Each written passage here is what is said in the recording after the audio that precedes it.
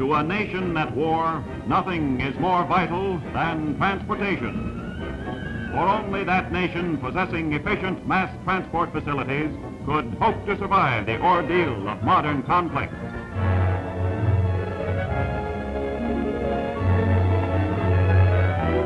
Fortunate are we to be a nation whose economy has ever been geared to the steel rail and the driving locomotive. For this, as never before, is a war of movement.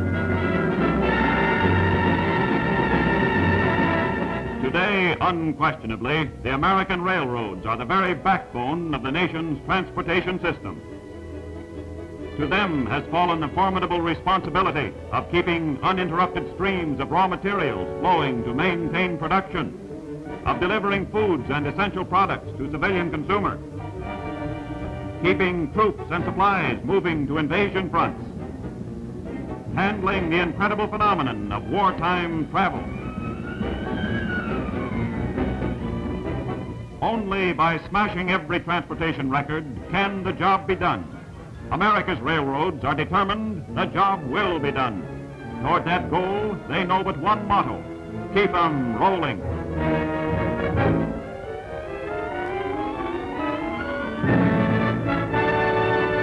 Even before the outbreak of the Nazi bid for world supremacy, far-seeing men of America's railroads were planning for any emergency. At conference tables in Washington, the nation's foremost transportation experts formulated with government officials and military strategists the most effective use of rail facilities should this nation be forced into conflict. For they well knew that should war come, this time it would be total war, that the most effective use of the railroads would, in great part, determine the ability of the nation to resist. Then, with unexpected suddenness, came the treachery of December 7th. Not been announced, but loss of life is feared to be heavy. The Jap bombers came over Honolulu in successive waves. Tons of demolition and incendiary bombs were loosed on airfields and harbor installations. There is little doubt but that Congress will be called into extraordinary session to declare a state of war to exist between the United States. Confronted with the most critical undertaking in her history, the nation looked to her transportation, to her railroads for assurance of stamina, ability, and readiness. How far the flood tide of aggression would penetrate depended on the speed with which the strength of the nation could be mobilized.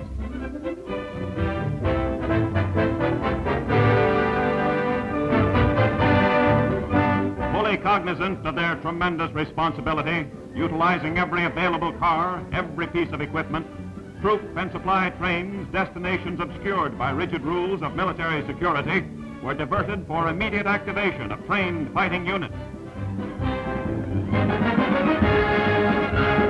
This was no rehearsal, no practice maneuver. This was the real thing. This was war. Benefiting from a century of hard-earned experience, men and machines representing every branch of military service were loaded with flawless efficiency. Then, with the precision of a well-rehearsed miracle, the nation's railroads were started rolling.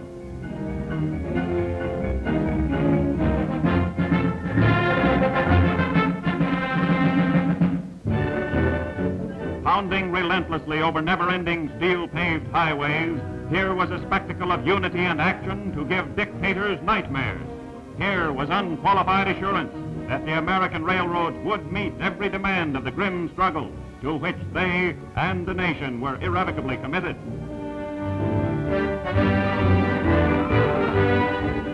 Into embarkation areas, on schedules meticulously planned to avoid congestion, poured weapons, munitions, men, and supplies. Countless trainloads of every conceivable component of logistical planning to be stowed aboard waiting transports without delay to any convoy.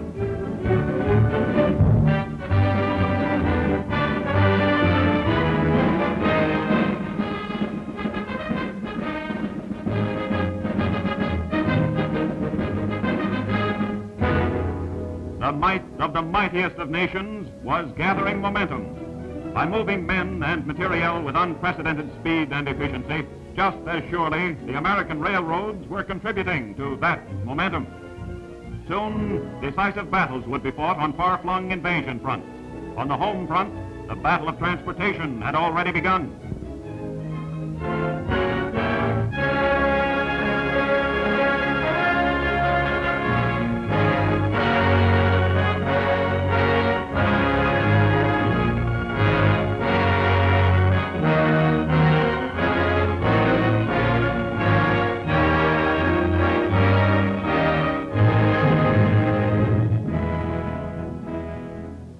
The grim demands of total war grow, America's railroads accept the increasing burden with equally grim determination. Today, with 26,000 fewer locomotives and 600,000 fewer freight cars, they are carrying double the enormous freight volumes of World War I.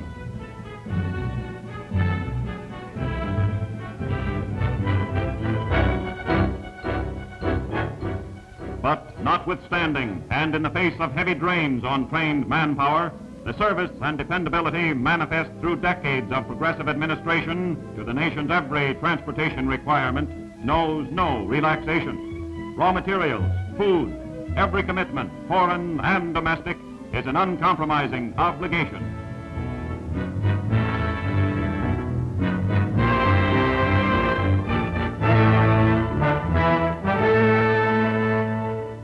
Modern war is waged with steel.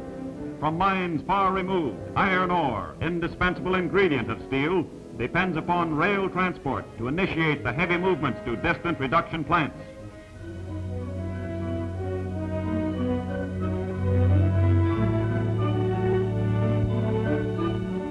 Each trainload, a veritable mountain of embryonic striking power, the rich ore is delivered to especially constructed docks, there to be dumped into enormous lake carriers, which share the weight of wartime commitments.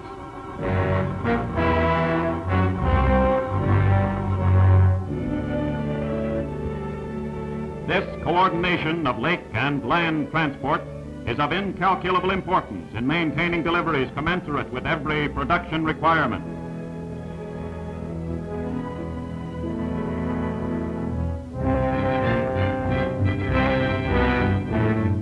Equally as important in the achievement of industrial supremacy is coal. In war or in peace, the leading commodity handled by the railroads. In volumes to stagger the imagination, the movement is endless, a veritable conveyor belt leading directly into the nation's homes, into America's teeming industrial plants. Then, as though geared together under the stimulus of total war, the timely juncture of every rail-transported essential melds with the skill of American industry to culminate in fiery rivers of molten power.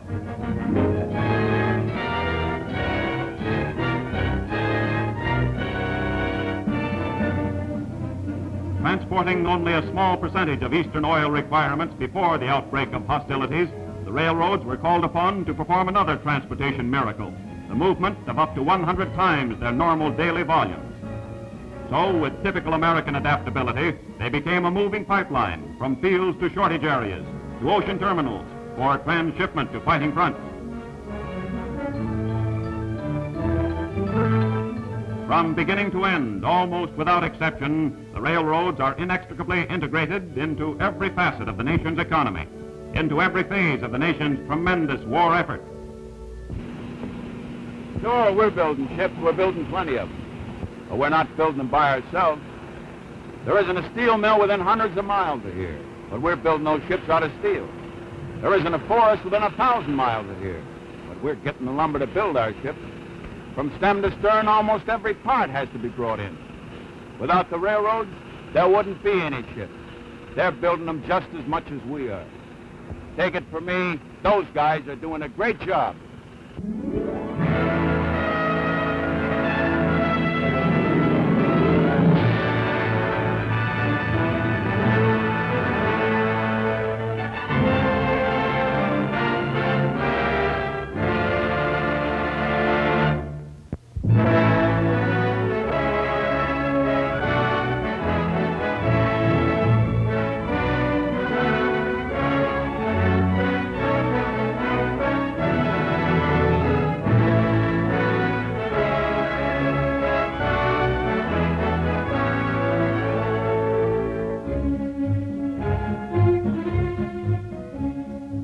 Unlike World War I, when transportation all but broke down due to unloading bottlenecks at terminals, this war finds such occurrences practically non-existent.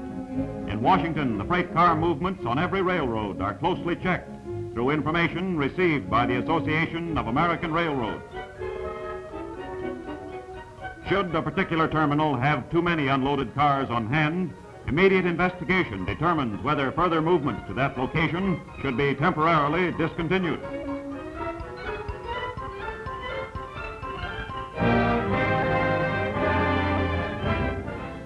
Yeah, I know. But if I don't keep that stuff in those cars, I won't have room in my warehouse for some important stuff that's coming in. I'm sorry. You'll have to get your freight unloaded and release these cars if you don't want an embargo invoked against you.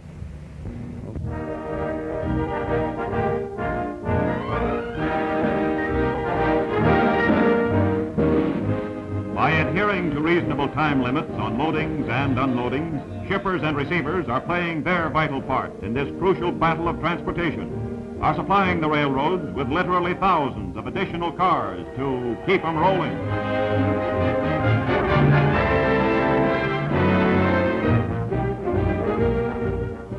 Contributing heavily toward creating the greatest pool of carrying capacity ever conceived is one of the commonplaces of American commerce. The fact that the cars of any railroad move unrestricted over the rails of all other lines. The next time you see a freight train, look closely. You'll count almost as many different trademarks as you will cars.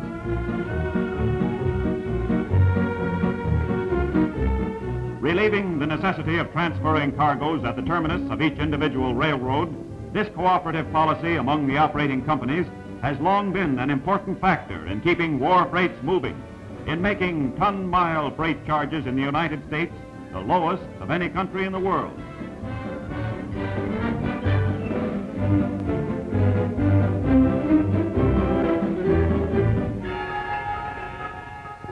Attesting to the scope of progressive railroading, especially designed ships ferry fully loaded trains across bridgeless waterways, returning them to the rails to perpetuate the continuous motion demanded by commerce and the exigencies of total war.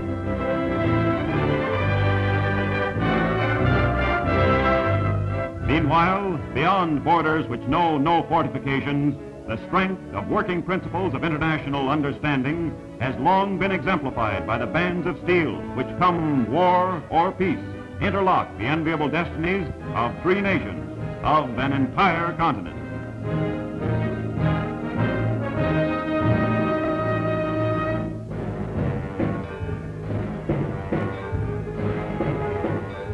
Unquestioned is the unparalleled performance of America's railroads.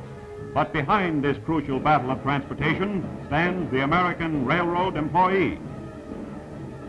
Gravely concerned with growing shortages of materials, equally gravely aware of the disastrous consequences should he fail the nation's critical transportation requirements, each and every one of America's 1.5 million railroaders is stretching ingenuity thin to service and repair irreplaceable equipment.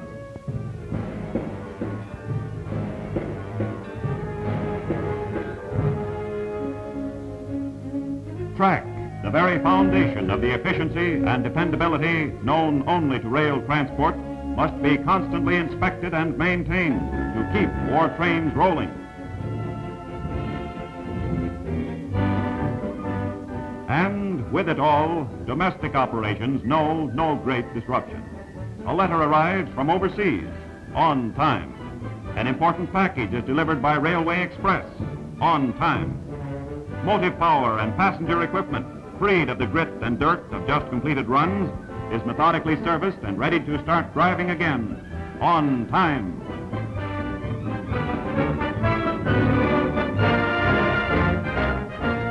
Every 3 seconds of the day and night, another train is started rolling, rolling in the face of every obstacle, because every railroader all along the line is putting behind that movement the spirit of a free and inviolate America.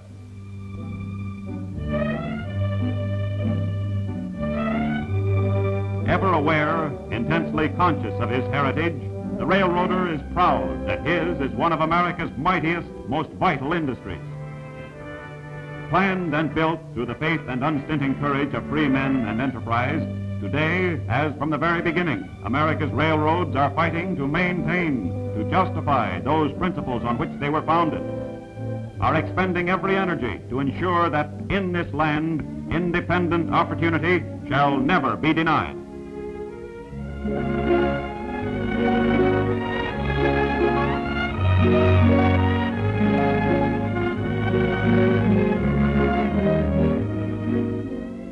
And with each succeeding day, as the American railroader returns to the peace and security of his home and reads of the progress being made, his is the honest satisfaction that the effort he expended that day helped provide another gun, another plane, which made that progress possible. And he will sleep with the firm resolve to do even more tomorrow, for he knows that by his efforts he is helping to bring ever closer the end of conflict and the rebirth of respect for the decencies of mankind. He knows that this is a war which must be won. He knows that this is a war which will be won. He knows that out of this crucible, out of this laboratory of death and destruction, must emerge an even greater United States of America, mature, strong, respected. That bidding from knowledge earned under the stimulus of total war will come an even greater network of steel rails dedicated to the peace, progress, and prosperity which this time and for all must endure. He knows that the pattern of things to come is replete with demands and plans for ever greater mass transportation, combining standards and refinements with service and dependability hitherto undreamed of, a degree of safety with speed and low-cost travel comfort never before experienced.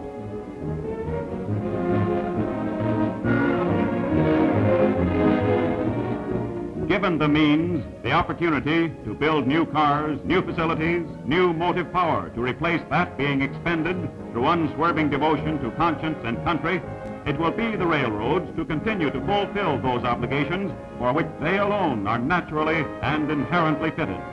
Theirs to continue to transport the bulk of the products and peoples of an era wrought of unrestricted opportunity.